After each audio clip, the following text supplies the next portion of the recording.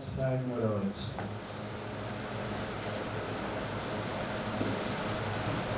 చాలా ఆలస్యమైంది, త్వరగా ముగించుకోండి ప్రయత్నించేసి. 1 Kings chapter 9, రాజుల మొదటి గ్రంథం 9వ అధ్యాయం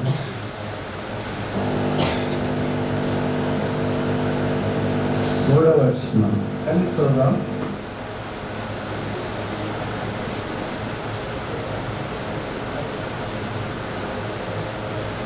అతనితో ఇలాగ సెలవిచ్చెను, నా సమర్పణానికి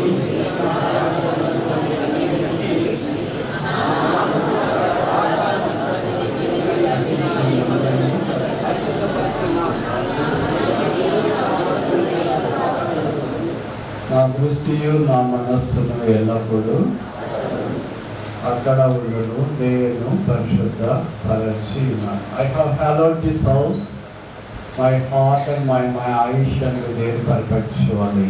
ప్రార్థన చేస్తాం. ప్రేమగల తండ్రి, యేసు నామమును బట్టి స్తోత్రాలు. నన్ను కూడా ప్రేమించి రక్షణకర్తగా వచ్చినందుకు స్తోత్రాలు. నన్ను కూడా కరుణించి జీవముతో నింపినందుకు వందనాలు. నన్ను కూడా జ్ఞాపకం చేసుకుని జీవప్రాప్తునిగా చేసిన జీవాధిపతి అయినందుకు స్తోత్రాలు. అనాథనైన నన్ను కూడా ఆశ్రయంలో తోడుకొని వచ్చినారు. సంగమ సహవాసం ఇచ్చినందుకు స్తోత్రాలు. నిరీక్షణ లేని నాకు యేసుక్రీస్తు ప్రభువే మహిమ నిరీక్షణగా పరిచయం చేసినందుకు స్తోత్రాలు. ఎవరితో నేను కలిసి ఎల్షద్దాయి ప్రార్థన మందిరం నూతనముగా నిర్మించబడిన స్థలంలో ఆరాధించి ఆరాధనల సింహాసనం మీద రక్షకుని ఆశీర్వదించినట్లు ఇచ్చిన అవకాశం కొరకు స్తోత్రాలు. సమీప దూర ప్రాంతాల నుండి వచ్చిన వారిని బట్టి వందనాలు. దైవ సేవకులు, బాధ్యత వహించిన వారు, సహోదరులు, సహోదరుల సంఘాలు, చిన్నపిల్లలు, యవనస్తులు ఎంతోమంది రావడానికి అనుకూలపరుచున్నారు. అధికమైన ఆలస్యమైంది, మమ్మల్ని కరుణించి క్షమించి సహాయం చేయము, పరిస్థితులు అనుకూలపరచమని ప్రార్థన చేస్తున్నాం. స్థానిక ఎన్షద్దాయి ప్రార్థన మందిరాన్ని బట్టి, స్థానిక విశ్వాసం బట్టి మీకు వందనాలు. రాసిన ఎమ్మె గారు కుటుంబాన్ని బట్టి స్తోత్రాలు. మందిరాన్ని ఏర్పాటు చేసుకోవటానికి సహాయం చేసినారు. వారి కృప చూపించినందుకు వందనాలు చెల్లిస్తున్నాం. పాల్వంచి గరాకరణలు కూడా రాష్ట్ర ఐజయ్ గారు ఇతర వెండర్స్ను సంఘం విశ్వాసం తోడుకొని వచ్చినారు. చుట్టుపక్కల స్థలాల సంఘ సేవకులను వెండర్స్ తోడుకొని వచ్చినందుకు స్తోత్రాలు. ఇలాగ మేమందరం కలిసి సంతోషంలో పాల్పొందే అవకాశం ఇచ్చినారు. టోల్ బెల్ట్లో ఈ పరిచయం ఆరంభించి కన్నీరు కార్చి చెమట వచ్చి చెయ్యి చాపి ఆహర్నిశలో ప్రయాసపడిన వారు కొంతమంది పితరులు మీ దగ్గరికి వచ్చినారు. కొంతమంది ఇంకా భూమి మీద ఉన్నారు. వారి ప్రయాసపడాన్ని మేము అనుభవించినట్టు మీరు వారికి సహాయం చేసినారు. రాబో దినాల్లో ఇంకా ఈ స్థలంలో బహుబలముగా నీ కార్యం వ్యాపించినట్లు చేయండి. వారిలో ఒంటరైన వాడు 10,000 ఎన్నిక లేని వాడు బలమైన జనమగును. యెహోవానగు నేను ఈ కార్యం చేస్తానని సెలవిచ్చినారు. కనుక మీరు ఈ కార్యాన్ని జరిగించి మహిమ తెచ్చుకోవాల్సిందిగా ప్రార్థన చేస్తున్నాం. మా దేశాన్ని కరుణించండి. ఈ వేసవి కాలంలో జనరల్ ఎలక్షన్ పెడుతుండగా మీ చిత్తంలో ఉన్న పార్టీలు అధికారంలోకి వచ్చినట్లు సహాయం చేయండి. ఎలక్షన్ బాధ్యతలు చూసుకునే ముఖ్యంగా మీ పేరు పెట్టబడిన బిడ్డలకు కూడా మీరు కృప అనుగ్రహించమని మేము ప్రార్థన చేస్తున్నాము. మేము సుఖముగాను సౌఖ్యముగాను బ్రతుకున్నట్లు, వాక్య ప్రబలమై వ్యాపించినట్లు, నీ సేవ విస్తారంగా వర్ధిల్లినట్లు దేవా, వీటన్నింటినీ ఆధారం చేసుకుని మీరు ఎవరినైతే సింహాసనం మీద కూర్చోబెట్టి తలంచున్నారో, ఎవరికి సింహాసనం వేయాలనుకున్నారో, ఎవరిని నిత్యవారిని స్థిరపరచాలనుకున్నారో వారు ఆ స్థలంలోకి వచ్చినట్లుగా దయచేసి మీరు కృప చూపించమని ప్రార్థిస్తున్నాం. వచ్చిన వారందరినీ కూడా స్తోత్రాలు. కొంతమంది అకాడమిక్ పరీక్షలు రాస్తున్నారు, కొంతమంది పోటీ పరీక్షలు రాస్తున్నారు. సహాయం చేసి వివాహాలు కొరకు కనిపెట్టుకొని ఉన్నారు. బయట దేశాల్లో చదువు కొరకు అడ్మిషన్స్, ఇమిగ్రేషన్ ఎదురు చూస్తున్నారు. కొంతమంది ఉద్యోగాల కొరకు ఎదురు చూస్తున్నారు. ట్రాన్స్ఫర్స్, ప్రమోషన్, రిటైర్మెంట్, రీలొకేషన్, ఇలాగ వ్యాపారాలు, చెప్పలేని రకరకాలైన పరిస్థితులు, కొంతమంది సేవ, పరిచయ, ధర్మము ఇలా కనిపెట్టు ప్రార్థిస్తుండగా మీరే కృప చూపించి బలపరచమని ప్రార్థన చేస్తున్నాం. చేరువచ్చిన పరిశుద్ధులలో అల్పులైన వారి పాదాలు గడగటానికి కూడా యోగ్యత లేని నాకు మీరు అనుగ్రహించిన అవకాశం కొరకు స్తోత్రాలు. మేమందరం కలిసి మీ బలలో యోగ్యంగా పాలు పొందినట్లు మీ రక్తము చేత మమ్మల్ని కడిగి పరిశుద్ధపరిచి మీరు మాకు సహాయం చేయమని యేసు ప్రభువు నామమున స్తుతించి ప్రార్థిస్తున్నాము తండ్రి.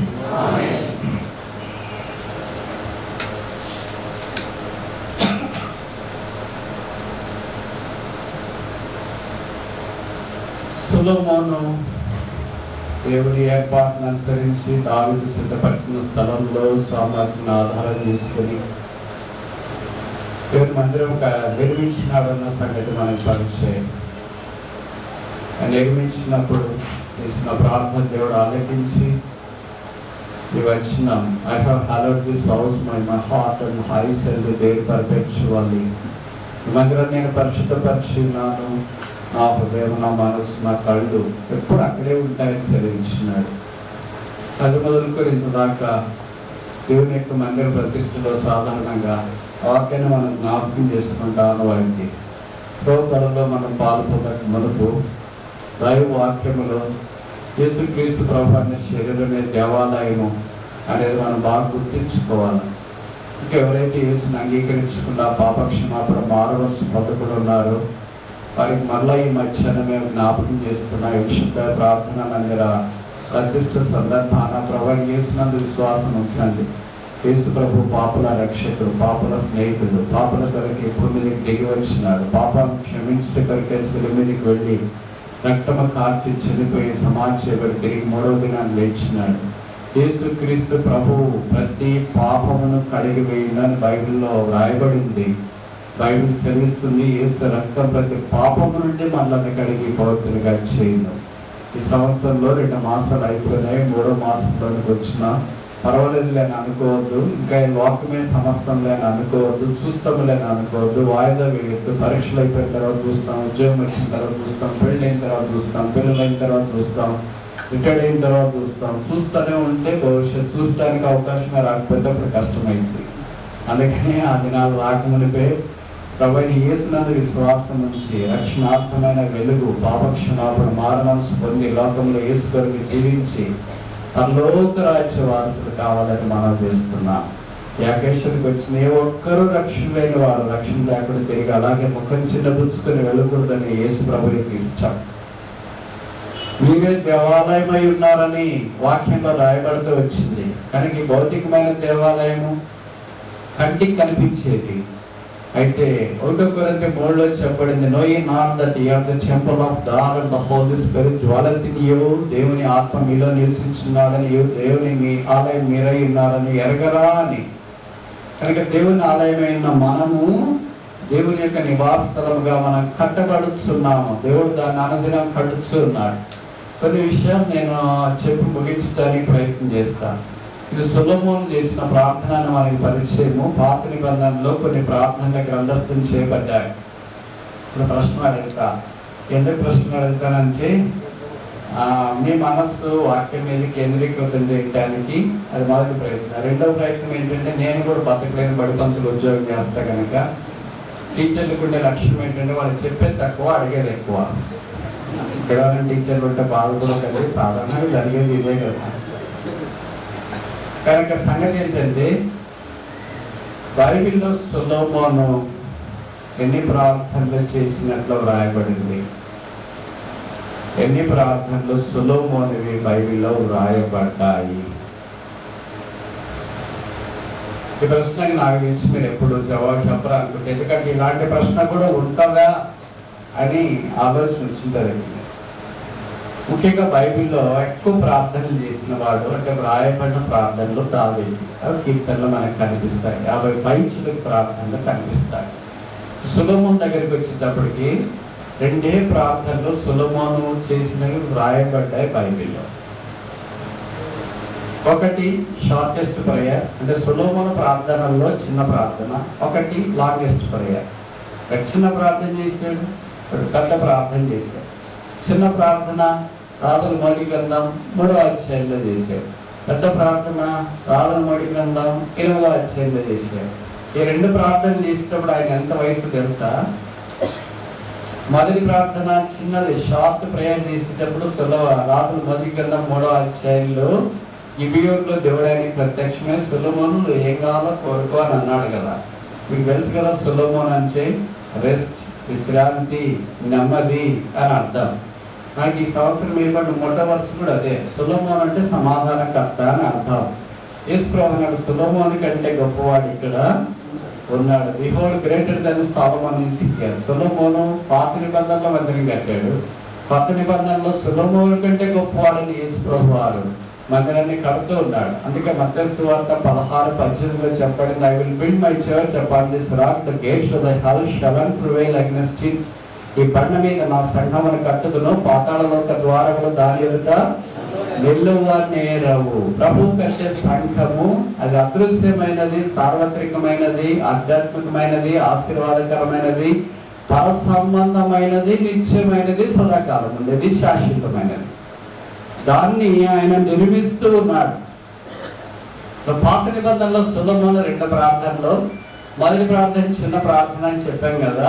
అప్పుడు ఆయన వయస్సు టీనేజర్ అని ఎలా చెప్తారు మీరు అని అంటే, నేను చెప్పేది కాదు, బైబిల్లోనే రాశారు. చూడండి, మీకు ఆసక్తి ఉంటే నేను చూపించడానికి ప్రయత్నం చేస్తాను. దినవృత్తాంతాల మొదటి గ్రంథం 29వ అధ్యాయం మొదటి వచనం, 1 Chronicles chapter 29 verse 1.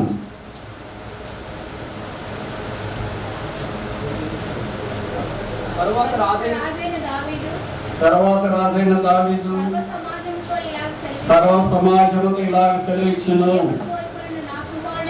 దేవుడు కోరుకున్న నా కుమారుడైన సొలొమోను ఇంకనూ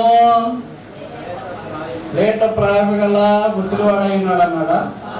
బాలుడు అంటే usually less than 19 years, teenager. ఒక టీనేజర్ ఇలాంటి ప్రార్థన చేస్తాడండి. మన ఇంట్లో మన టీనేజర్ చాలా మంది పిల్లలు ఉన్నారు కదా, ఇంటర్మీడియట్ పరీక్షలు రాస్తున్నప్పుడు వాళ్ళకి కుటుంబ ప్రార్థనలో కానీ ఎప్పుడైనా ప్రార్థన చేయాలంటే ఏం ప్రార్థన చేస్తారో నాకంటే మీకు బాగా తెలుసు కదా. యేసు ప్రభువా మా మమ్మీని కాపాడు, మా డాడీని కాపాడు, నన్ను కాపాడు, మా చెల్లిని కూడా కాపాడు, పరీక్షలో సహాయం చేయడం, కాపీలు ఇస్తే రాసేటట్టు కూడా సహాయం చేయండి. మన టీనేజ్ పిల్లలు అంటే ఎప్పుడు ఇలాంటి ప్రార్థన చేస్తారు. ఎవరైనా సొలొమోను లాంటి ప్రార్థన చేస్తారంటే 19 ఏళ్ళలో ఆయనకి ఎలాంటి ఎక్స్ప్లోషన్ ఆఫ్ రెవల్యూషన్ వచ్చిందండి, ఎలాంటి విస్ఫోటనం వచ్చింది, వాక్యపు వెలుగు ప్రత్యక్షత ఎలాగ వచ్చింది. మనకు కూడా పిల్లలు ఉన్నారు కానీ ఏం చేస్తాం, ఎంత చెప్పినా కూడా రక్షణే పొందట్లేదు, పాపక్షమాపడే పొందట్లేదు, బాప్తిజమే తీసుకోవట్లేదు. 19 ఏళ్ళలో ఇలాంటి ప్రార్థన చేయమంటే చేయగలరా? ఆ రాత్రి దేవుడు ఆయనకు ప్రత్యక్షమై నువ్వేం కావాలో కోరుకోని అంటే ఆయన అన్నాడు, ఈ ప్రజలందరినీ పరిపాలించడానికి నా వయసు లేదు, నాకు బుద్ధి జ్ఞానం లేదు కనుక బుద్ధి జ్ఞానం అనుగ్రహించి ప్రభు అని ప్రార్థన చేస్తే ప్రభువు సెలవిచ్చినాడు, బై 1 get all free. నువ్వు బుద్ధుడికే కావాలన్నా కనుక నీకు అన్ని ఉచితం, పేరు, ఘనత, ధనము, ఐశ్వర్యము, రాజ్యం అన్ని నీకు అనుగ్రహిస్తా. అందుకే యేసుక్రీస్తు ప్రభువులో ఉన్న ఆశీర్వాదం ఏంటంటే మొదటి యేసుని స్వీకరిస్తే అన్ని వస్తాయి. దీన్నే యాంప్లిఫై చేస్తూ రోమాపత్రికల అపోస్తలుడైన పౌలు 8వ అధ్యాయంలో అన్నాడు, దేవుడు తన కుమారుని అనుగ్రహించడానికి వెనుదీయలేదు కనుక ఆయనతో పాటు సమస్తము మనకింతకు అనుగ్రహింపుడు. Get Jesus Christ, get all free. యేసుని స్వీకరించి అన్ని ఉచితం. మనమేమనుకుంటాం, అన్ని ఉచితం, ఈ తర్వాత కుదిరితే యేసు ప్రభు గురించి ఆలోచిస్తామని మనం అనుకుంటాం. అందుకని అది పొందలేక ఇది పొందలేక మధ్యలో అలాగే నిలబడిపోయామని అనుకుంటాం. ఇప్పుడు సొలొమోను చేసిన ప్రార్థన దేవుడు అంగీకరించినాడు. 19 ఏళ్ల లోపు వయసులో ఇలాంటి ప్రార్థన చేస్తే మనకు తల వెంట్రుకలు నేర్చిపోయిన రంగులు కొట్టుకుని వచ్చి కూర్చున్నా కూడా పొరపాటున కూడా ఇలాంటి ప్రార్థన రాలేదంటే ఏమన్నా? అంత చిన్న వయసుకి అంత ఆధ్యాత్మికత నాయన ఆత్మీయత వచ్చిందా? దేవుని యొక్క ఆత్మీయత వచ్చిందా? నాన్న డిఎన్ఏలు వచ్చినాయా? మనకి రావట్లేదు ఏంటి? ఇలాంటి ప్రార్థన చేయట్లేదేంటి? మనం ఎలా చెప్తే అంటామంటే ఏమనుకున్నాం అంటే, మేము అసలు లక్ష్మి గారి ఫెలోషిప్, ఎప్రోన్ ఫెలోషిప్, మా తాతగారి లాగా, మా నాన్నగారి లాగా, మా అమ్మగారి లాగా, మా తాతయ్య, మా అమ్మ అందరి ఇలాగే, మా నువ్వు ఎలాగా, నేను ఇలాగే. సొలొమోను దావీదు బ్యాక్గ్రౌండ్ ఎంత పనిచేసింది చూడండి, అది గొప్ప ప్రార్థన. తర్వాత లాంగ్ ప్రేయర్ 8వ అధ్యాయంలో చేశాడు ఆయన. అప్పుడు ఆయన వయసు 25 సంవత్సరాలు అటు ఇటు ఉంటుంది, 30 ఏళ్ళలోగా. గురువుకి ఇస్తారా ఒక వ్యక్తి 30 ఏళ్ళలోగా అలాంటి ప్రార్థన చేస్తాడని? ఎలాంటి ప్రార్థన చేసినాడంటే, నాకు తెలిసి కొత్త నిబంధన యేసు ప్రభు వారు చేసిన ప్రార్థన తర్వాత సొలొమోను ప్రార్థన గంభీరమైందంటే తప్పు కాదేమో. ఇంకా మామూలు భాషలో చెప్పాలంటే పాత నిబంధనలో కొన్ని ప్రార్థనలు ఉన్నాయి. ఎజ్రా 9వ అధ్యాయంలో ప్రార్థన, నెహెమ్యా 9వ అధ్యాయంలో ప్రార్థన, దానియేలు 9వ అధ్యాయంలో ప్రార్థన, లాంగెస్ట్ ప్రేయర్స్ అంటారు. మొదటి ప్రార్థన ఆదికాండం 18వ అధ్యాయంలో అబ్రహాం చేసిన ప్రార్థన గ్రంథస్థం చేయబడింది. అది చిన్నది. ఇవి ప్రార్థనలన్నీ మించి, దావీదు ప్రార్థనలకు మించి తండ్రిని మించిన కుమారుడు.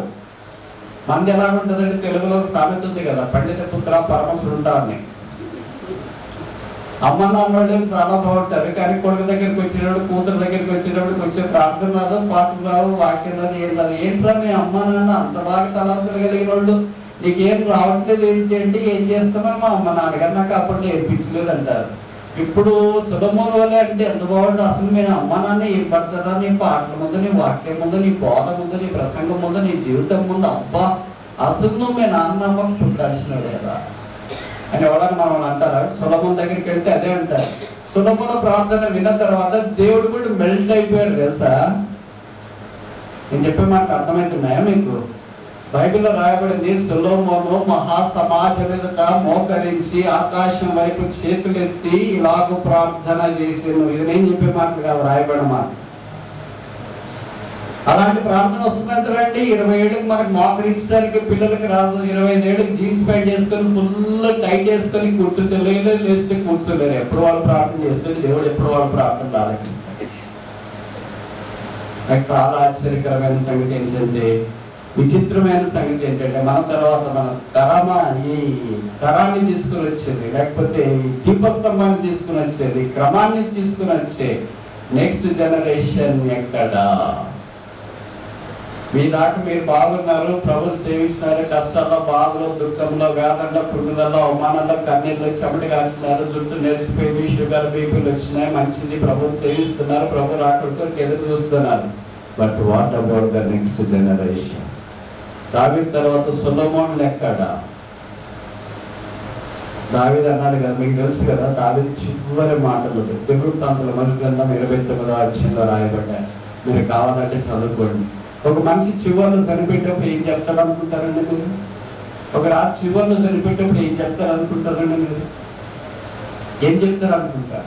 వీళ్ళలోనైతే భార్య భర్తలు ఎవరో లేదా, భర్త చనిపోయేటప్పుడు ఎక్కడ ఏమేమి ఆస్తులు కొన్నాడు, ఎక్కడ డబ్బులు పెట్టినాడు, ఎక్కడ డాక్యుమెంట్లు పెట్టినాడు, పాస్పోర్ట్ ఎక్కడ ఉంది, పాన్ కార్డ్ ఎక్కడ ఉంది, ఆధార్ కార్డ్ ఎక్కడ ఉంది, భవిష్య ఇవన్నీ ఎక్కడ పెట్టినాడో బాగా చూసుకోమని చెప్పి పిల్లల్ని బాగా జాగ్రత్త చూసుకో, మనలో మనవరాలు అంతా ఇంకే అని చెప్పి భవిష్యత్తు ఒకరిని విడిచిపెడతాడేమో. కానీ దావీదు అలా కాదు. కానీ అవసాన కాలంలో సర్వ సమాజాన్ని ఒక్క దగ్గర ప్రోగు చేసి ఇప్పుడు ఇలాగ మాట్లాడినాడు. నా రాజ్యం అని మాట్లాడలేదు, నా ఆస్తి అని మాట్లాడలేదు, నా ఐశ్వర్యం అని మాట్లాడలేదు, నా దేవుని నామ ఘనత కొరకు ఒక మందిరము కట్టి ఉద్దేశించి దేవుడు నామ కట్టొద్దని చెప్పాడు. దాన్ని కట్టడానికి నా కుమారుడైన సొలొమోను ఇంకా అనేక ప్రేమ గలవాడై ఉన్నాడు కనుక ఆయన కట్టబోతున్నాడు. మీరందరూ సహకరించండి. దేవుని యొక్క మందిరాన్ని గురించి తన హృదయంలో ఆఖరి జిజ్ఞాస, ఆఖరి వాంఛ, రాబోతరాన్ని సిద్ధపరచాలనే వాంఛ ఆయనలో ఉంది. ప్రభు యొక్క బల్ల మనకు అదే జ్ఞాపకం చేస్తుంది. ఈ బల్ల ఆయన వచ్చు పర్యంతము సిద్ధంగా ఉంది కదా, మరి ఆయన వచ్చు పర్యంతం మనం కూడా తరాన్ని సిద్ధం చేయాలి కదా. తరాలు మారినా, యుగాలు మారినా మారని యేసుక్రీస్తు ప్రభువు కొరకై సొలొమోను లాంటి వాడు ఉంటే ఎంత బాగుండు. అది రాజుల మొదటి గ్రంథం 8వ అధ్యాయంలో longest prayer recorded in the old testament. పాత నిబంధనలో రాయబడిన పెద్ద ప్రార్థన. ఎజ్రా ప్రార్థన కంటే, నెహెమ్యా ప్రార్థన కంటే, దానియేలు ప్రార్థన కంటే సుదీర్ఘమైన ప్రార్థన. ఊహించండి, 6000 సంవత్సరాలు మానవ చరిత్రలో మహాజ్ఞానం కలిగిన వాడు ప్రార్థన చేసినాడంటే ఎలా ఉంటుందా ప్రార్థన? ఎంత ఆశీర్వాదకరంగా ఉంటుంది. దేవుడితో ఎలాగ మాట్లాడుతున్నాడంటే, ఒక సామాన్యమైన వ్యక్తి లక్ష్యంగా మాట్లాడుతున్నట్టు మాట్లాడుతుంటారు. లక్ష్య గారి గురించి మనం వింటాం కదా, కొంతమంది చెప్పేవాళ్ళు ఆయన చెప్పే వాక్యం కంటే ఆయన ప్రార్థన ఎక్కువసేపు చేసేవాడు అంటే బయట కాదు, స్టేజ్ దగ్గరే. ఒకసారి ప్రార్థన అర్థంగా చెప్తే 15 నిమిషాలలో వాక్యం ముగించేవాడు. కొన్నిసార్లు ప్రార్థన 15 నిమిషాలు చేస్తే 5 నిమిషాలకి కొన్నిసార్లు వాక్యం అలా ముగించేవాడు. ఏంటి ప్రార్థన ఇంకేసేపు చేసాడు, వాక్యం ఇంకేసేపు చెప్తాడో అనుకున్న వాళ్ళకి అలాగ అనిపించేదంట. అంటే ఆయన ఏమేమి చెప్పాలనుకున్నాడో బహుశా దేవుని ద్వారా ప్రార్థనలోనే ఆ వాక్యం అంతా చేసేవాడు. కొంతమంది చెప్తా ఉంటారు, భక్త్ సింగ్ గారు ఆరంభ దినాల్లో మీటింగ్లు ఏర్పాటు చేసినప్పుడు ఎవరో ఇరుగు పొరుగు వారిని ఆహ్వానించినారంట. అలాగ ఒక ఆయన వచ్చినాడంట. కానీ వాళ్ళు చెప్పినారంట, ఇక్కడ కూర్చో, ఇప్పుడు ఒక ఆయన సిక్కు యేసుప్రభుని నమ్ముకున్నాడు, పాపక్షమాపణ ఆరు మనసు బైబిల్ గురించి చాలా బాగా చెప్తాడు అని అన్నారంట చెన్నైలో. అప్పుడు ఆయన కూర్చోబెడితే సిక్ అంటే సాధారణంగా మనం ఊహించుకుంటాం కదా, ఏదైనా ఒక మనిషి అంటేనే ఇట్లా ఊహించుకుంటాం, పలానా బ్రదర్ అంటే ఇట్లా ఊహించుకుంటాం, పలానా సిస్టర్ అంటే ఊహించుకుంటాం. కానీ మనం ఊహించుకున్న దానికి అక్కడికి ఎక్కడ మ్యాచ్ కాదు, అంతా మిస్ మ్యాచ్, సింక్ కాదు. అలాగే భక్త్ సింగ్ గారు సిక్ అని అంటే ఆయన అడగలు ఉంటాడు, ఆయన ఫుల్ ఆజాన బాగుడుగా ఉంటాడు, మీసాలు ఇలాగ ఉంటాయి, తర్వాత ఏంటి పైన టర్బన్ ఒకటి పెట్టింటారు, రుమాలు ఒకటి కట్టుకొని ఉంటాడు, సూట్ బూట్ అంతా వేసుకొని నిలబడితే ఇంకా గర్జిస్తే అలాగుంటాడేమో అని అనుకుంటే ఈయన సాదాసీదకి తెల్లకోట వేసుకొని ఫుల్ షేవ్ చేసుకొని వచ్చి మామూలుగా నిలబడితే ఎవరు అనుకున్నారు, ఎవరో ఇంట్రడక్షన్ చెప్తున్నారేమో భక్త్ సింగ్ గారి గురించి అని. అప్పుడు భక్త్ సింగ్ గారు చెప్పే వర్తమానానికి ముందు ఆయన ప్రార్థన చేసినాడు. ప్రార్థన అయిపోయిన తర్వాత ఆయనకి ఎవరో తీసుకొని వచ్చినాడు కదా ఒక బ్రదర్ని. ఏంటండి వెళ్తానన్నారు కదా, మరి ప్రార్థన చేస్తే వెళ్ళేటటువంటి వెళ్ళండి అని అంటే, ఆయన ప్రార్థనే దేవుడితో ఇంత సంబంధంలో ఉన్నట్లు మాట్లాడగలిగితే వాక్యం ఎంత బాగుంటుందో, నేను వెళ్ళను ఉంటా ఆ దినమైన యేసుని అంగీకరించిన ప్రార్థన దేవుడితో మనకున్న సంబంధం. అక్కడ సాధారణమైన మామూలు భక్తులు చెప్తారు కదా, ప్రార్థన అంటే మనకి ఏది కావాలో దేవుడిని అడగడము అని.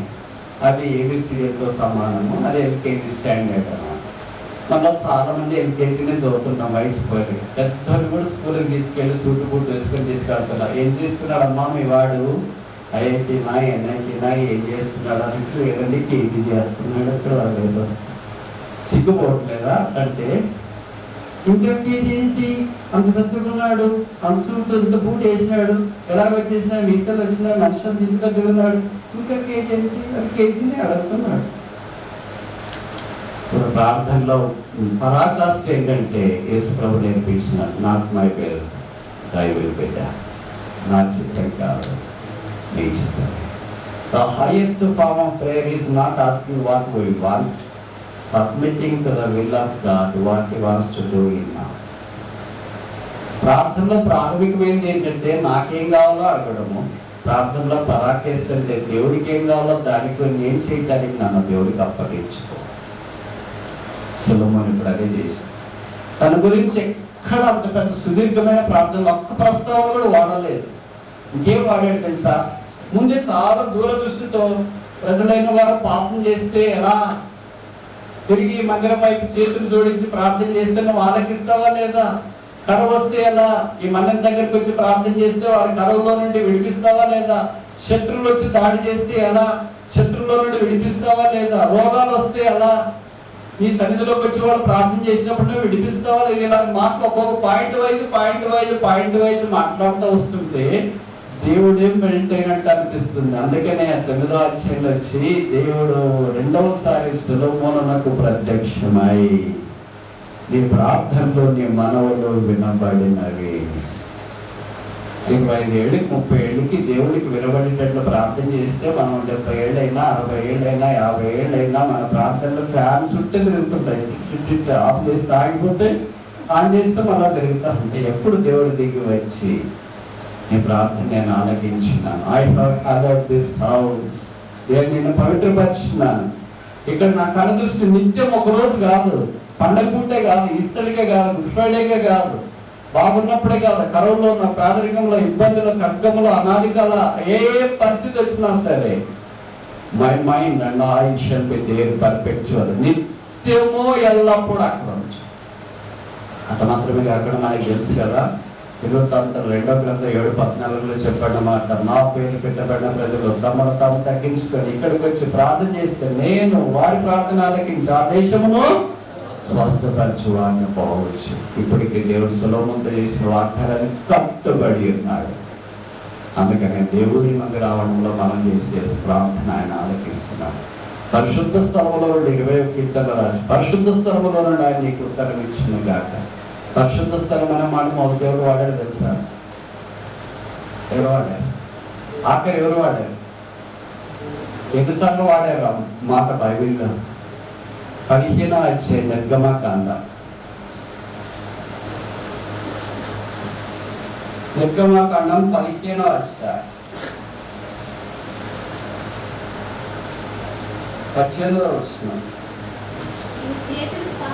నీ చేతులు స్థాపించిన పరిశుద్ధాలయమందు వారిని నిలబెట్టిన యెహోవా నిరంతరమే ఏలువాడు. పరిశుద్ధాలయములో, పరిశుద్ధ స్థలములో, దేవుని మందిరములో దేవుడే ఏలువాడై ఉన్నాడు. ఆయన స్థాపించినాడు, ఆయన అది నిలబెడుతున్నాడు. మొదటిసారి ఈ మాట బైబిల్ ఇక్కడ రాయబడింది.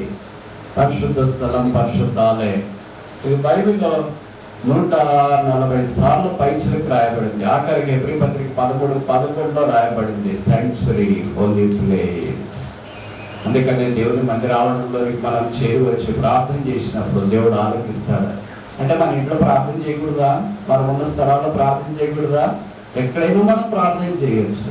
కానీ దేవుని ప్రజలు కలిసి చేరవచ్చి సంఘముగా చేసే ప్రార్థన ఇంకా బలమైంది. దేవుడు వాగ్దానం సులభంతో చేసిన వాగ్దానాన్ని వచ్చి ఆయన ఆలకించేవాడు. అందుకనే కొత్త నిబంధనలో భక్సి గారికి ఆయన చనిపోయిన వారికి దేవుడు ఇచ్చిన ప్రత్యక్షత గొడవలి అపోస్తుల కార్యం 2:42 ప్రకారం అపోస్తుల బోధ, సహవాసము, ప్రత్యక్షత, ప్రార్థన చేయుట. ఈ వెలుగు, ఈ క్రమమే దర్శనములో ముందుకెళ్ళినట్లు ప్రభువు సహాయం చేస్తూ వచ్చినాడు. భక్సి గారు ఆరంభ దినాల్లో పరిచయం చేసేటప్పుడు ఒకసారి ఇంగ్లాండ్ దేశానికి వెళ్ళాడంట పరిచర్య కొరకే. అక్కడ ఆ దినాల్లో భక్సి గారు ఉన్న దినాల్లో ఒక పేరు మోసిన భక్తుడు ఉండేవాడు. ఆయన పేరు మార్టిన్ లాయిడ్ జోన్స్.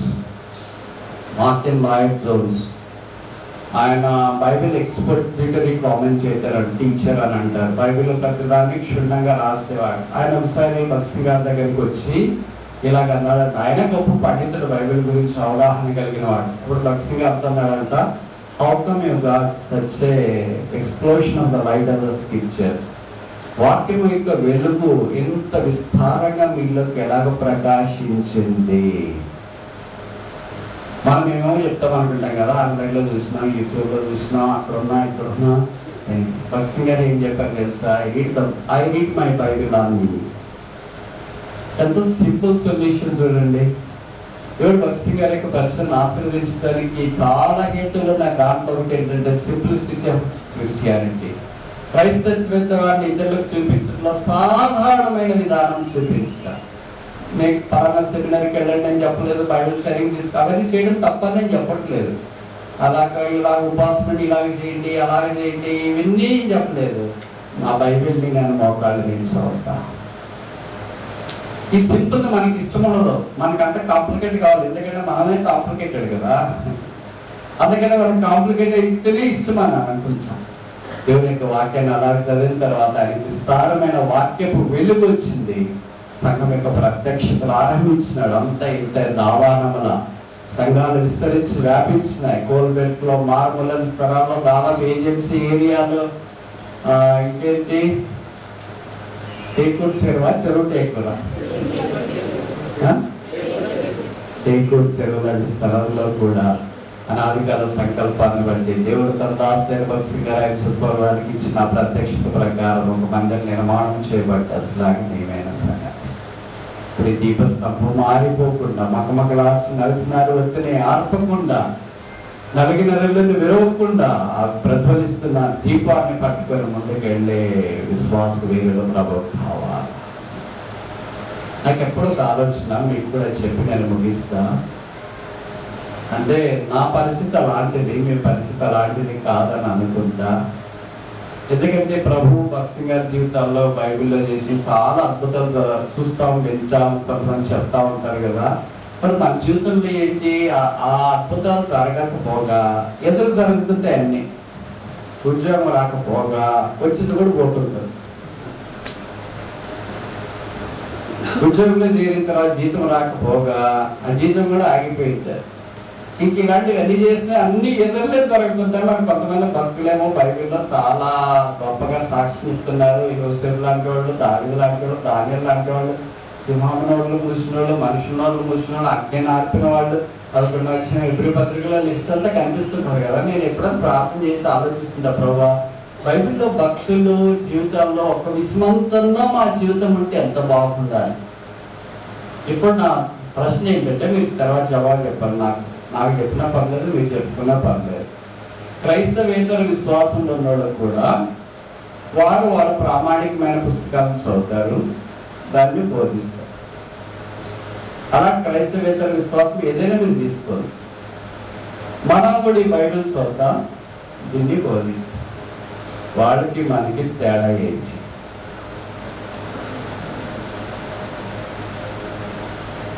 తేడా కనిపించాలి కదా. తేడా ఏం చేయాలంటే గలతీ 3:1 పౌలు అన్నాడు, showcasing Christ as a crucified one, సిలువ వేయబడిన క్రీస్తును ప్రదర్శించుట. కానీ యేసుక్రీస్తు ప్రభువాన్ని ప్రదర్శించుట అది మనకున్న భాగ్యం. యేసుక్రీస్తు ప్రభు ప్రేమ, దీర్ఘశాంతం, దయాళత్వం, మంచితనం, సాత్వికం, ఆశయం ఇవన్నీ ఉన్నాయి కదా. ఆ యేసుక్రీస్తు యొక్క లక్షణాలు మన అనుదిన జీవితంలో, దైనందిన జీవితంలో లోకానికి చూపిస్తూ లోకాన్ని యేసుక్రీస్తు ప్రభు వైపు ఆకర్షించే భాగ్యము గ్రహిస్తారు. ప్రభు యొక్క బలం మనకి అదే జ్ఞాపకం చేస్తుంది. రోజులు గడిచే కొలది ఆ క్రీస్తును మనం ప్రకటించకుండా, క్రీస్తును ప్రదర్శించకుండా, అక్కడ రాయబడిన మాట తెలుగులో ప్రదర్శించుట. ప్రదర్శించుట అంటే మీకు అర్థమైన పదం చెప్పమంటారా వద్దా? ఇంగ్లీష్లో చెప్తే, ఎందుకంటే మనకు కొన్ని తెలుగు అర్థం కావు. ఇంగ్లీష్ ఎందుకంటే బాగా అర్థమైంది. ఇంగ్లీష్లో దాన్ని ఏమంటారంటే ఎగ్జిబిషన్. ఇప్పుడు మీకు ఎగ్జిబిషన్ అంటే తెలుసు కదా, మీ ఊళ్ళో ఎగ్జిబిషన్ వేసింది సర్కస్ లాంటిది. పిల్లలు రంగులు రాత్మని, పీసు మిఠాయి అని అది తినడానికంటే వెళ్తూ ఉంటారు, ఫోటోలు తీసుకుంటారు, రకరకాలు జరుగుతూ ఉంటారు. ఉదయం పోతే సాయంకాలం దాకా, లేదా సాయంకాలం పోతే రాత్రి దాకా. ఎగ్జిబిషన్ అంటే ప్రదర్శించుట. యేసు సిలువ వేయబడినట్లుగా మన క్రైస్తవ అనుదిన జీవితంలో ప్రదర్శించుట. Showcasing Christ on daily basis. అది ప్రభు యొక్క బలం మనకి జ్ఞాపకం చేస్తుంది. కనుక మన క్రైస్తవ జీవితంలో ఆయన ప్రదర్శించడంలో క్రూరమైన పరిస్థితులన్నింటినీ క్షమాపణ కోరుకొని యేసు రక్తం ప్రతి పాపం నుండి మనల్ని కడిగిపోతులుగా చేస్తుంది. కనుక కడగబడి, శుద్ధీకరించబడి, పరిశుద్ధపరచబడి ప్రభు మీ దాసభక్తి గారు వారి ద్వారా ఇచ్చిన ఈ పరలోక దర్శన మనకు అపోస్తల కార్యం 26:19 కదా. I was not deserved to the heavenly vision. ఆకాశము నుండి కలిగిన ఆ దర్శనం నేను అవిధేయుడను కాదు. అందుకు సాగిపోయినట్టు ప్రభు మనకు సహాయం చేయాలి. ప్రవేశింపచేసి నీ వాక్యం ద్వారా ప్రభా నేను ఆరాధించే ప్రజలుగా చేశారు. నీ వాక్యం ద్వారా ప్రభా మరి యోగ్యంగా ప్రభా బలలో పాల్పొందే కృప కూడా అనుగ్రహిస్తున్నందుకు వందనాలు. మా ప్రియమైన తండ్రి సొలొమోను యొక్క జీవితము ప్రభు మా జీవితాలకు ఎంత ఆశీర్వాదం. ప్రభువ తాను చేసినటువంటి చిన్న ప్రార్థనే, ఆ మనవి తన జీవితానికి ఎంతో ఆశీర్వాదం. ప్రభు అంత మాత్రం కాదు, సర్వ సమాజం కొరకు చేసిన ప్రార్థన నేటి దినాల్లో ప్రభువ మరి అనేకులకి ఎంతో ఆశీర్వాదం. దాన్ని ఆధారం చేసుకొని ఇలాంటి ప్రతిష్ట కార్యక్రమాలు కూడా మేము జరుపుకోవడానికి సహాయం చేస్తున్నాం. ముఖ్యంగా ప్రభువ మరి ఈ సమయంలో తండ్రి మరి నీ బల చుట్టూ నీ ప్రియ బిడ్డలుగా ప్రభా నీ కుమారుడుగా, కుమార్తెలుగా ఎన్ని సేవలు నడిపించిన ఇస్తున్నాను. కనుక ప్రభా నీ మాటల ద్వారా మా జీవితాల్లో మేము తీసుకొచ్చిన నూతన సత్యాలను బట్టి వందనాలు. సమయంలో ప్రభా యోగ్యంగా ప్రభు యొక్క బలలో చేయడానికి మీరు మాటిస్తున్న గొప్ప ఆధిక్యతను బట్టి వందనాలు చేస్తాం. ఈ సమయంలో తండ్రి మా ప్రభావం ఇక్కడ వెనుక సమయం దీవుడికరణ ఇచ్చింది. మా రక్షకుడైన యేసు క్రీస్తు పరిశుద్ధమైన నామమున ప్రార్థించి అడిగి పెడుకుంటున్నాం తండ్రి. నన్ను జ్ఞాపకము చేసుకున్నట్టుగా దీన్ని చేయడానికి చెప్పాను. ఎవరైతే ప్రభు యొక్క శరీరానికి సాదృశ్యంగా ఉన్న రొట్టెలో పాలు పొందడానికి సిద్ధంగా ఉన్నారో అలాంటి వారు మేము చెప్పినప్పుడు మీ హస్తములు చూపించండి. అప్పుడు ఈ రొట్టె మీ యొద్దకు తీసుకుని రాబడుతుంది.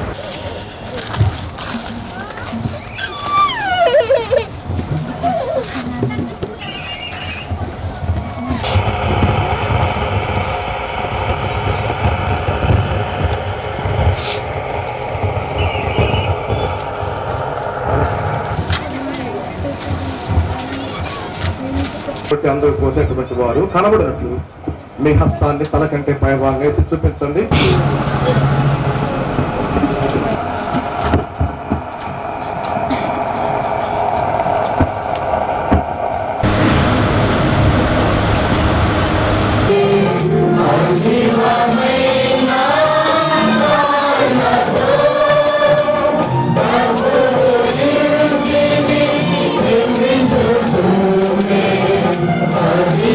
Amen.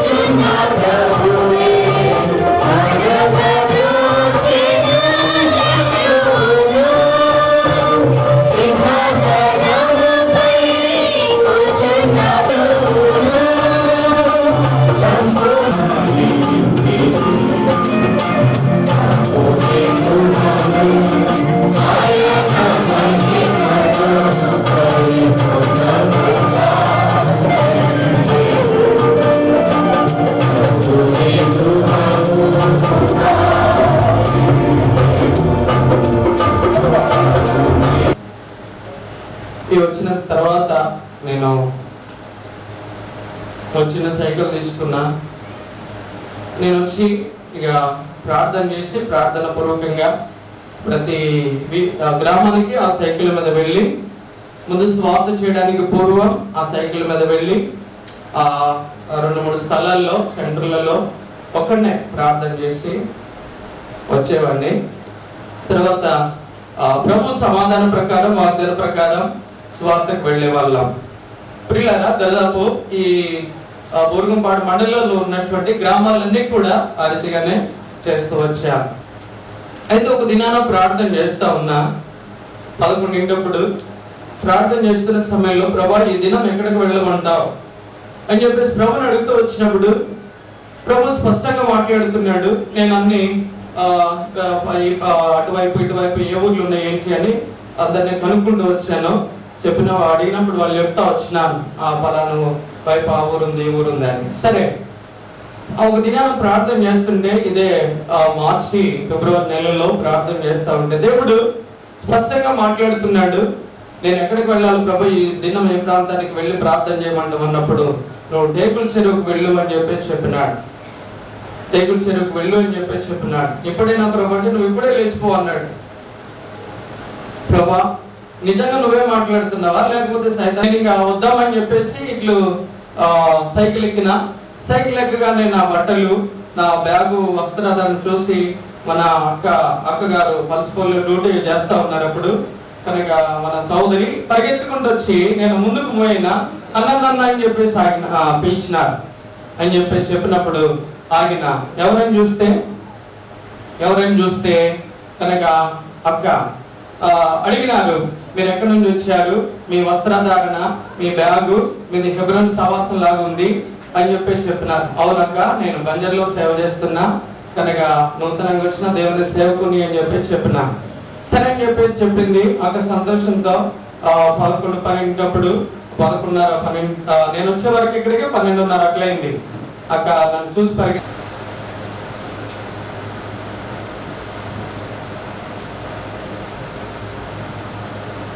ఈ మందిరము ప్రారంభించినప్పుడు దేవుడు నన్ను ప్రేమించి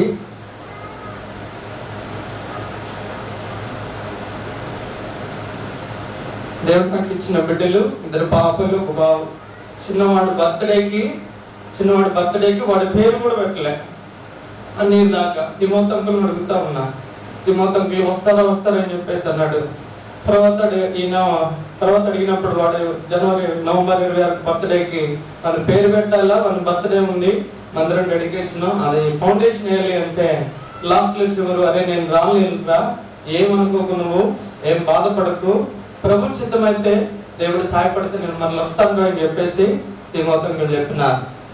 సరే అట్లా ఆ రోజు ప్రార్థన చేసినాడు. వానికి 1 year అప్పుడు 1 year బాబును కనుక మమ్మల్ని చిన్న పాపకు 3 సంవత్సరాలు, పెద్ద బాబుకి 5 సంవత్సరాలు కూడా చిన్న పిల్లలతో కనుక ఎంతో ప్రయాసపడేదాని కొరకు దేవుడు కృపనిచ్చినాడు. ఆ కాలు చెట్టు ఉంది, వాళ్ళని తీసుకొచ్చి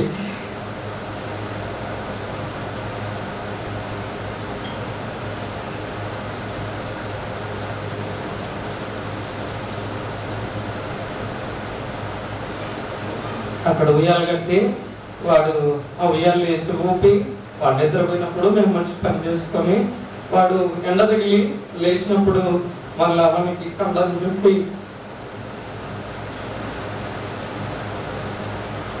వాడిని ఊపి ఎట్లా అలా నిద్రపోయి ఆ నిద్ర పని చేసుకొచ్చినాం.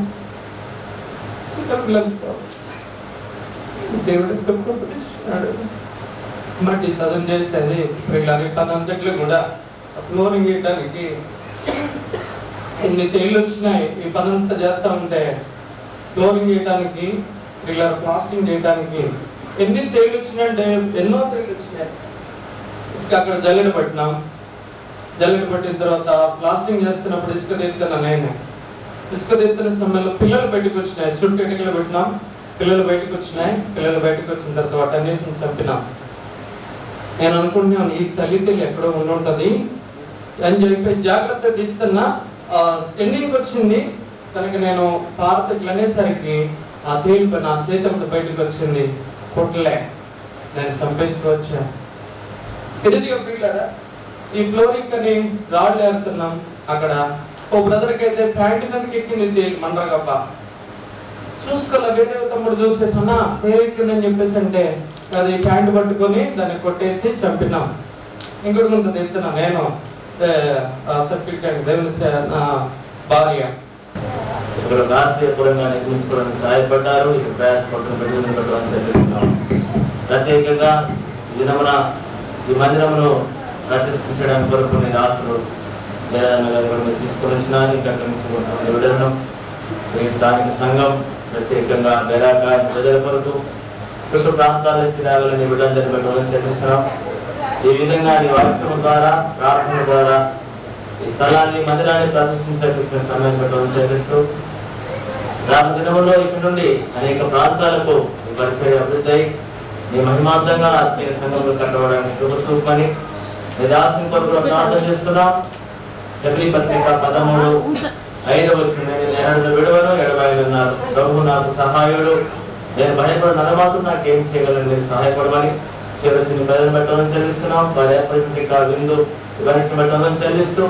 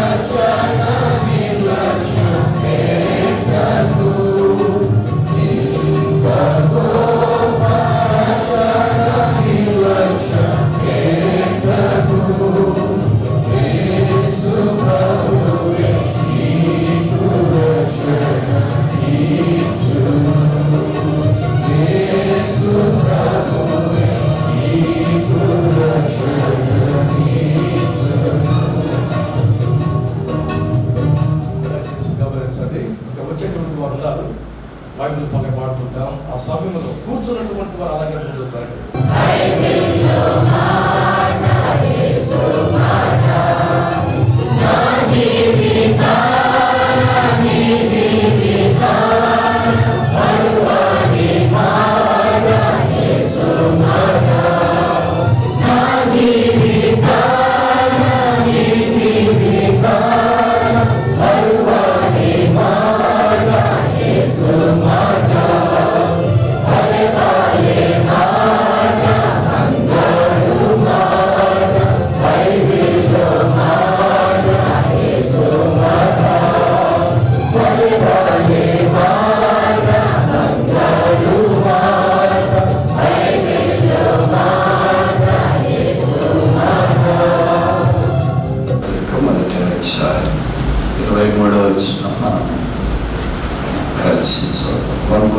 Chapter 1, verse 23, reading all the క్రీస్తును ప్రకటించిన మరొకసారి అయితే క్రీస్తును ప్రకటించిన ప్రార్థిస్తాం. ప్రభు వారి ప్రార్థనలకి శుభాభిస్తున్నామన్న ప్రార్థన రావడంలో రాత్రి ఈ వాక్యం చుట్టూ చేరవచ్చే అవకాశం మాకు దయచేసిన స్తోత్రాలు. అదే కాలం శ్రమించినారు, చుట్టుపక్కల ప్రాంతాల నుండి కొంతమంది తోడుకొని వచ్చినారు. మానవత వాటిలో కొన్ని మాటలు చెప్పడానికి మీరు సహాయం చేసినందుకు వందనాలు చెల్లిస్తున్నాము. మీరు మహిమపొందినందుకు స్తోత్రాలు. వాక్యం కూడా దయచేయండి. దూర ప్రాంతాల నుండి వచ్చిన వారి స్తోత్రాలు. మేమందరం కలిసి ఏకంగా మీ నాన్న గొప్ప చేయనట్టు చూపించండి. పరీక్షలో రాస్తున్న వారు అకాడమిక్ ఎగ్జామ్స్, కాంపిటేటివ్ ఎగ్జామ్స్ జ్ఞాపకం తీసుకొని దేవా చక్కగా పిల్లలు పరీక్షలు రాసి మంచి మార్కులతో పాస్ అవ్వగలిగినట్లు అనుకూలపరిచి ఉద్యోగ కొరకు ఎదురు చూస్తున్నవారు, వివాహాల కొరకు కనిపెడుతున్నవారు, పిల్లల కొరకు ఎదురు చూస్తున్నవారు, సుఖమైన కాలం కొరకు ఇష్టపడుతున్నవారు, వ్యాపారాలకు ప్రార్థన చేస్తున్నారు. స్థానిక సేవకుల మీద వైజాగ్ గారు కుటుంబాన్ని బట్టి కలిసి పనిచేస్తున్న చుట్టూ సంఘాల గురించి స్తోత్రాలు. చుట్టుపక్కల మీరు రక్తం చేతి కడిగి పరిశుద్ధపరిచి కొన్ని మాటలు అనిపిస్తున్నాము.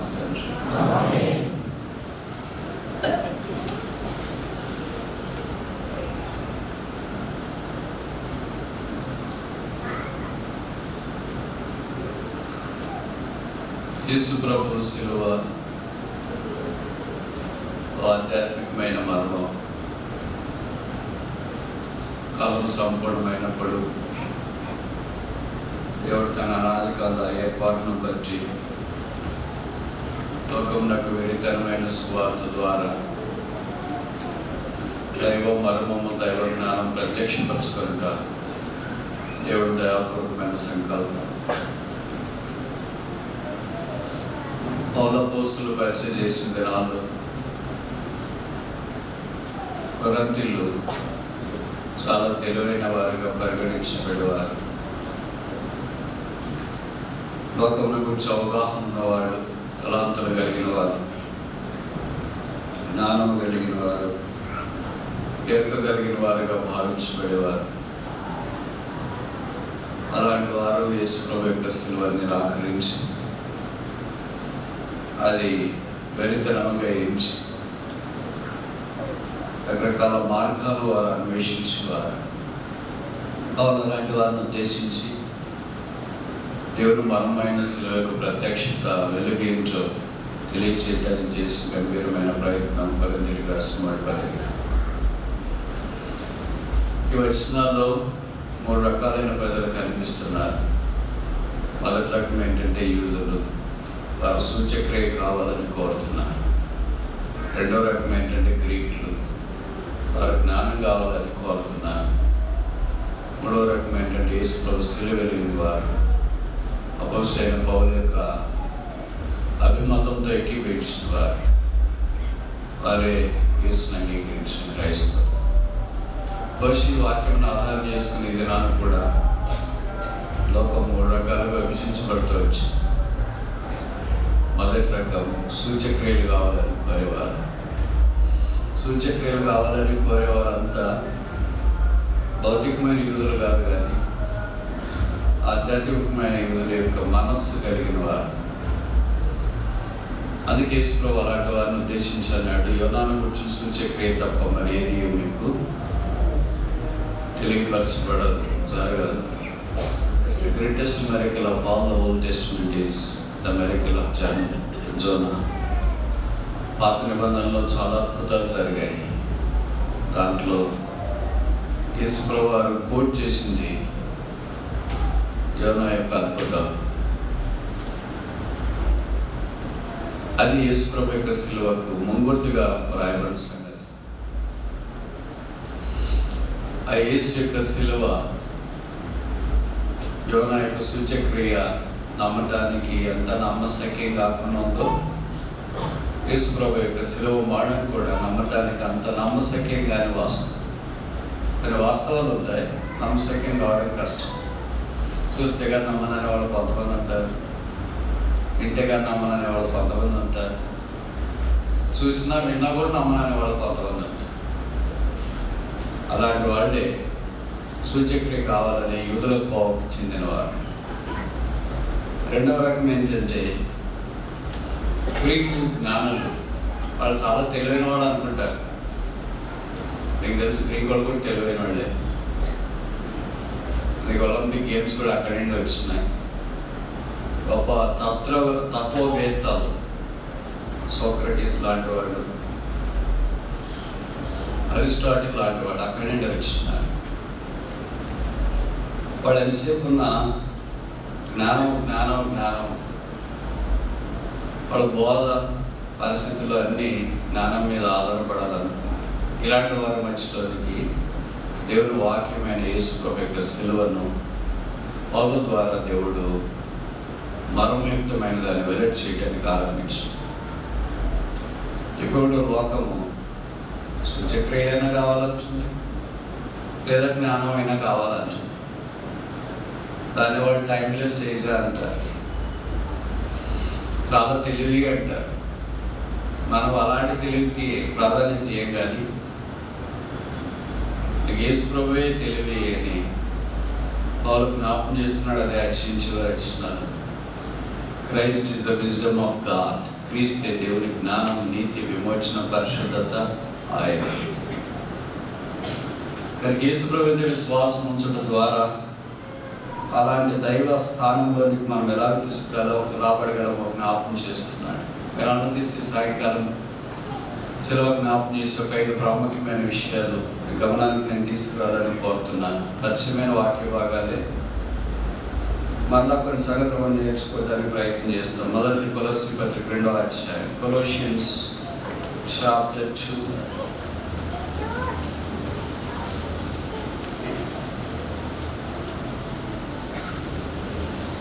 తెలుగులో మనకు 13-15 కలిసి ఉన్నాయి. నేను చదువుతా, మీరు ఆలకించండి. Colossians chapter 2 verse 15. కొలస్సీ పత్రిక 2వ అధ్యాయం 15వ వచనం. దేవుడు రాతపూర్వకమైన ఆజ్ఞల వలన మన మీద రుణముగాను మనకు విరోధముగా ఉండిన పత్రమును మేకులతో సిలువకు కొట్టి, శిలువ వేయబడిన క్రీస్తు అనే దాని గురించి మనము నేర్చుకోవటానికి ఆరంభించున్నాం. మేకులతో సిలువ కొట్టి దాని మీద చేవ్రాతం తుడిచివేసి మనకు అర్థం లేకుండా దాన్ని ఎత్తివేసి మన అపరాధములన్నింటినీ క్షమించి ఆయనతో కూడా మిమ్మల్ని జీవింప చేసింది. ఆయన ప్రధానులను, అధికారులను నిరాయుధులుగా చేసి సిలువ చేత జయోత్సాహంతో వారిని పట్టి తెచ్చి బహాటముగా వేడుకలకు కనపరిచింది. దీనికి పేరు పెడతాం, the grace of the cross of Jesus Christ. యేసు ప్రభు సిలువ యొక్క కృప. ఇదేం చేసిందంటే ఇక్కడ పౌలు జ్ఞాపకం చేస్తూ వచ్చినాడు, మనకు విరోధముగాను రుణముగాను ఉన్న పత్రమును మేకులతో సిలువకు కొట్టి. ఇలా కొంతమందికి తెలుసు కదా, ఒకసారి ఏదైనా చేవ్రాత ఒక ఆజ్ఞ రాయబడిన తర్వాత దాన్ని మేకలతో రంధ్రం చేస్తూ ఉపయోగం ఉండదు. అంటే ఇన్వాలిడ్, ఎవాల్యుయేట్ చేయాలి. మీరు బాగా అర్థం చేసుకోవడానికి ఇలాంటి ఉదాహరణ చెప్తాను. ఇలా కొంతమంది సైన్స్ ఇన్స్ట్రుమెంట్ డిగ్రీ స్టూడెంట్స్ ఉంటారు కదా, రికార్డ్స్ చాలా బాగా వేసుకోవాలనుకుంటారు. ఇంట్లో వేసుకునేటప్పుడు కూడా అది 10 మార్కుల రికార్డ్ అయినా ఎవరైనా రికార్డు ముట్టికుండా చాలా జాగ్రత్తగా వేసుకుంటారు. స్కెచ్ పెన్స్ చక్కగా వేసుకుని ఆ ప్రాక్టికల్ ఎగ్జామ్కి వెళ్ళినప్పుడు వరుసగా హాల్ టికెట్ నంబర్లు పిలిచి ఒకళ్ళు పంపిస్తారు. మీరు రికార్డు తీసుకెళ్తే మీరు రికార్డు తీసుకొని పక్కన పెడతారు, మేము లోపల పంపిస్తాం. లోపల ఏదో ఎక్స్పెరిమెంట్ చేస్తూ ఉంటారు. మధ్యలో అక్కడ అటెండర్ ఏం చేస్తాడంటే, లేదా వాచ్మెన్ లాంటి వ్యక్తి ఏం చేస్తాడంటే, ఒక చిన్న మేకు తీసుకొని వచ్చి నీ రికార్డు తీసుకొని వచ్చి నీ కడైతే లేదా నీకు కనిపించకపోయినా నువ్వు మళ్ళీ రికార్డు తీసుకుని వచ్చేలోగా, అంటే 3 గంటలు అయిపోయి బయటకు వచ్చేలోగా నీ రికార్డు మీద మేకుతో రంధ్రం చేసి ఇచ్చాడు. నీకేమో ఆ రికార్డు చాలా భద్రంగా చూసుకున్నావు. ఇప్పుడు నీ కళ్ళైతే దాన్ని రంధ్రం చేసేటప్పుడు చాలా బాగా చేసింది. ఒకళ్ళు నువ్వు అనుకోవచ్చు, నా రికార్డు నేను బాగా రాస్తాను కనుక మా తమ్ముడికి మా చెల్లికో తర్వాత ఇవ్వచ్చు, వాళ్ళు కూడా రికార్డు రాసుకుంటారంటే అది కుదరదు, ఇన్వాలిడ్. ఎందుకంటే అది వ్యాలిడేట్ చేసినారు. ఒకసారి మేకుతో దాన్ని రంధ్రం చేసిన తర్వాత చదవదు. అలాగే మన పాపాలకు కూడా మనకు విరోధముగా రికార్డ్ లాగా రాసినారు. రికార్డ్ అంటే మీకు తెలుసు కదా, చాలా ప్రాముఖ్యమైనది. అలాగే రాసింది శిలువకు యేసుక్రీస్తు ప్రభు వారు యేసుక్రీస్తు ప్రభుతో పాటు మన విరోధముగా ఉన్న ఆ పత్రాన్ని మేకులతో శిలువకు కొట్టి దాని మీద అంతా చివర తుడిచి వేసి, కొట్టనే ఇన్వాల్వ్ అయితే అంటే ఇన్వాలిడ్ అయితే పని చేయకపోతే తను రాసిందంతా తుడిచేస్తే, తుడిచేయడం మాత్రమే కాదు, బైబిల్లో రాశారు ఎత్తి పడవేసినారు. ఇంకొక సందర్భంలో రాసినారు సముద్రగాలంలో పడేసినారు. మీరు రికార్డు తీసుకొని వచ్చి, అంటే మీరు చదువుకునేటప్పుడు రాసిన రికార్డు తీసుకొని వచ్చి అది అర్థం చేస్తేనే ఇన్వాలిడ్ అన్నారు కదా, దాన్ని ఇదంతా పెన్సిల్తో రాసిందంతా తుడిచేసిన, పెన్నుతో రాసిందంతా తుడిచేసిన ఆ రికార్డు తీసుకెళ్ళి బంగాళాఖాతంలో కలిపేస్తే, ఇప్పుడు మళ్ళీ నువ్వు ఆ రికార్డు తీసుకోవాలని అనుకున్నా, వెళ్ళి తీసుకున్నా, దాన్ని తీసుకుని వచ్చి వాడుకోవడానికి ప్రయత్నం చేసిన అది ఉపయోగమా నిరర్థకమా? ఎలాగైతే అలాంటి నిరర్థకమో ఆ దొరకదు. అంటే with all possibilities and probabilities if you found it, అది నిరర్థకం. అలాగే యేసుక్రీస్తు ప్రభు వారి యొక్క శిలువ కూడా మన పాపములన్నింటినీ ఆయన మోసుకున్న దాన్ని బట్టి శిలువలో చివరతో తుడిచి వేసి, ఒకసారి మామూలుగా మనం తుడిచేస్తేనే కనపడదు, అలా ప్రభు తుడిచేస్తే ఇంకా అది కనిపించదు. అది మనకు విరోధముగా మాట్లాడుకున్నట్లు దాన్ని నిరర్థకం చేసినాడు. This is the grace of the cross of Jesus Christ. యేసు ప్రభు శిలువ యొక్క కృప ఇది. మనం ఇలాగ చేయలేని కూడా కోరలేదు, మనకు తెలియదు కూడా ఇలాగ చేస్తారని. కానీ శిలువ మన విషయంలో మన పాపాలను అలాగే చేసి, అందుకే ఇప్పుడు మన మీద నేరారోపణ లేదు, ఆజ్ఞలు తీసివేయబడ్డాయి. ప్రభువులోకి మనం వచ్చినాం. ఆత్మ నిబంధనలు మనం చూస్తే ఆజ్ఞలు మనకు ఖర్చు కనిపిస్తాయి. దేవుడు మానవునికి మొట్టమొదట ఒకే ఆజ్ఞ ఇచ్చినాడు, తోటలోని చెట్ల ఫలాలన్నీ తినొచ్చు కానీ మధ్యలో చెట్ల ఫలం మాత్రం తినొద్దు అన్నాడు. ఒక ఆజ్ఞ 2 మనుషులు నెరవేర్చగలరా లేదా? నెరవేర్చగలరా లేదా? నెరవేర్చగలరా అని మనం అనుకుంటాం, కానీ బైబిల్ ఏం చెప్తుందంటే ఆ ఒక్క ఆజ్ఞ కూడా 2 మనుషులు నెరవేర్చలేకపోయారు. వాళ్ళు ఓడిపోయారు. సరే, ఒకటి కనుక ఓడిపోయారు, నెరవేర్చలేకపోయారు, ఇంకా కొన్ని ఆజ్ఞలు ఇస్తామని అనుకున్నాడు. అందుకే మోషే దినాల్లో 10 ఇచ్చినాడు. మామూలుగా మనం ఏమనుకుంటామంటే ఏదైనా చేయకపోతే ఏదో ఒక నేరారోపణ చేయడం ఆరంభిస్తాం కదా. ఓకే, క్వశ్చన్ ఇస్తే జవాబు ఎలాగ రాస్తామని చాయిస్ అన్నీ ఇస్తే కొన్ని అన్నీ ఎన్నుకొని రాయొచ్చు. అందుకని ఒకే క్వశ్చన్ రాయలేడు, చాయిస్ ఇచ్చినప్పుడు ఏం రాస్తాడు? అందుకని 10 ఇచ్చినప్పుడు రాస్తాడేమో అని. దేవుడు మన మీద నమ్ముతాడు కదా బాగా, ఎవరి కంటే మనం ఎక్కువ నమ్ముతాడు. అందుకని ఇస్తే 10 ఆజ్ఞల్లో 10 ఒకటే ఫెయిల్ అయినాడు, 10 పాస్ అవుతాడా? మామూలు మీరు చాలా మంది తెలుసు కదా, ఒక పేపర్ ఫెయిల్ అవుతాడు అనుకోండి, తర్వాత 10 పేపర్లోనూ నువ్వు పాస్ అవుతాడా ఫెయిల్ అవుతాడు? ఒకటి ఫెయిల్ అయినాడు, 10 దాంట్లో ఈజీగా ఫెయిల్ అయిపోతుంది. అలాగే మనుషులు 10 ఆజ్ఞలు కూడా తప్పారు. కానీ దేవుడు ఇవన్నీ తీసేసి కొత్త నిబంధనలో 2 ఆజ్ఞలు తెచ్చినాడు. యేసు ప్రభు వారిని ప్రేమించడం, పొరుగు వారిని ప్రేమించడం, ఈ రెండు దేవుని యొక్క కృపను మన జ్ఞాపకం చేసేది. అదే ప్రేమ. మనకి రాత్రి ఇంకా యేసుని అంగీకరించకుండా, పాపక్షమాపణ మారమనసు పొందకుండా ఉంటే, యేసు నామమున సిలువ అనుగ్రహించే ఆధ్యాత్మికమైన మారుమనసు రక్షణ పొందాలని మేము మనవి చేస్తున్నాం. రెండవది, కొరింథీయులకు రాసిన మొదటి పత్రిక 1వ అధ్యాయం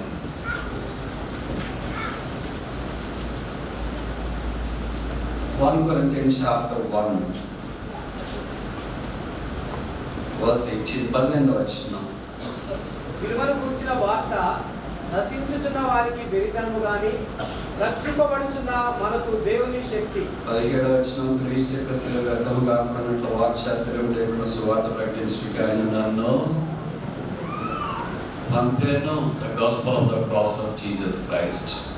యేసు ప్రభు యొక్క సువార్త లేదా శిలువను గురించిన వార్త. మొదటిది the grace of the cross of Jesus Christ, యేసు శిలువ కృప. రెండవది యేసు శిలువ వర్తమానం. అదే సువార్త ప్రకటన అని వాక్యంలో చెప్పబడుతూ వచ్చింది. సాధారణంగా మనం సువార్త వ్యక్తిగతంగా లేదా సమిష్టిగా ప్రకటించేటప్పుడు ఈ శిలువ తప్ప మిగతావన్నీ ప్రకటించడానికి మనం ప్రయత్నం చేస్తూ వచ్చాం. కొన్నిసార్లు మనం ఏమంటామంటే మిగతావన్నీ వాళ్ళకి ఎలా అర్థమైతే కదా, అందుకనే వేరేవన్నీ చెప్పేస్తున్నామని. వేరేవన్నీ చెప్తున్నా మంచిది, శిలువ గురించి చెప్పని వేరేవన్నీ చెప్తే ఏం లాభం ఉంది? ఇక్కడ అపోస్తలుడైన పౌలు వాక్చాతుర్యంతో నేను బోధించలేదు, నేను దైవావేశం వల్ల దేవుడు అనుగ్రహించిన మాటలను బట్టి యేసు ప్రభు యొక్క శిలువనే ప్రకటిస్తూ వస్తుంది. అందుకే ఆయన శిలువను గురించిన వర్తమానమే తెలియజేశాడు. ఒక దగ్గరికి నేను ఒకసారి వెళ్ళినప్పుడు అన్నారు, మీటింగ్ అయిపోయిన తర్వాత కొంతమంది బ్రదర్స్ వచ్చి, బ్రదర్ దాంట్లో కొంతమందిలో ఒక ఆయన అన్నాడు, బ్రదర్ మాకు తెలిసిన పాస్టర్ దైవ సేవకుడికి 400 వర్తమానాలు వచ్చు బ్రదర్, మీకెన్ని వచ్చు అన్నారు. ఏం చెప్పాలి నేను అన్నాను, చాలా గొప్పది బ్రదర్, మీకు 400 వర్తమానికులు చెప్పే సేవకులు ఉన్నారు, దైవ సేవకులు, ప్రభు స్తోత్రాలు, ఎవరు మిమ్మల్ని ఆశీర్వదించిన కాక. అయితే నాకు ఒకే ఒక వర్తమానం మాత్రం వచ్చు బ్రదర్ అన్న. ఒకటే వచ్చు మీకు అన్న. అవును బ్రదర్ ఒకటే వచ్చు. మరి అక్కడ చెప్తుంటారు ఏంటంటే దాన్నే ముందు జరిగి వెనక ముందు చేసి చెప్పేస్తాను. నిజమా ఏంటి బ్రదర్ అలా అర్థం అంటే నేను చెప్పేది ఏం కాదు, పౌరే చెప్పాడు. కొరింథీయులకు రాసిన మొదటి పత్రిక 15వ అధ్యాయం 3-4 వచనాల్లో అన్నాడు, లేఖనం ప్రకారం యేసు ప్రభు వారు చనిపోయి సమాధి చేయబడి లేఖనం ప్రకారము తిరిగి 3వ దినాన్ని లేచినట్టు. ఈజ్ ఓన్లీ మెసేజ్ అయినా నాకు తెలిసిన ఏకైక వర్తమానం బైబిల్ ఇదొకటే. Christ died for me according to the scriptures, buried and rose again according to the scriptures on the third day. ఈ ఒకే ఒక వర్తమానాన్ని ఆధారం చేసుకుని ఎన్నేళ్ళుగా ప్రభుని సేవిస్తున్నా. అలాగే ప్రభు కొరకు సాగిపోవడానికి అవకాశం ఏర్పడింది. కనుక the true messenger of the Christ is always cross centred. But if the message is not cross centred, it is no messenger at all. దేవుని యొక్క వర్తమానం మనం వెల్లడి చేస్తున్నప్పుడు అది శిలువ మీద కేంద్రీ నంబర్స్ ఎక్కువ నంబర్లు ఉన్నాయి, అందుకే సంఖ్యాకాండం అని అన్నారేమో అని. కానీ కన్నడలో దీన్ని ఏమంటారంటే అరణ్యకాండ. Fitting title. అరణ్యకాండం అంటే అరణ్యంలో ప్రజలు ఎలాగూ పడిపోయారు, తప్పిపోయారు, చెడిపోయారు అనేది అంతా ఈ సంఖ్యాకాండంలో మనకి గ్రంథస్థం చేయబడింది. ఇక్కడ జరిగిన సంగతి ఏంటంటే ఇశ్రాయేల్ అంతదాకా చాలా బాగానే ఉన్నారు. బాగున్న తర్వాత 21వ అధ్యాయంలో వారికి ఆయాసం చేత, ఏ ఆయాసము అని ఇక్కడ రాసినారు అంటే 21:4 మార్గాయాసం చేత జనుల ప్రాణము సొమ్మచిల్లేను. మార్గ ఆయాసము చేత వారు సొమ్మచిల్లారు. అందుకనే వారు మోషే మీద దేవుని మీద సరిగడం ఆరంభించిన, మమ్మల్ని ఎందుకు తీసుకుని వచ్చినారు, మేము అక్కడే తెచ్చితే బాగుండే, ఎంత దూరం రావాల్సిన అవసరం ఏముంది, మాకేం సమాధులు లేవనుకున్నారా, మాకు ఇల్లు లేకపోయినా సమాధుల స్థలం ఉండింది, ఇలాగ రకాల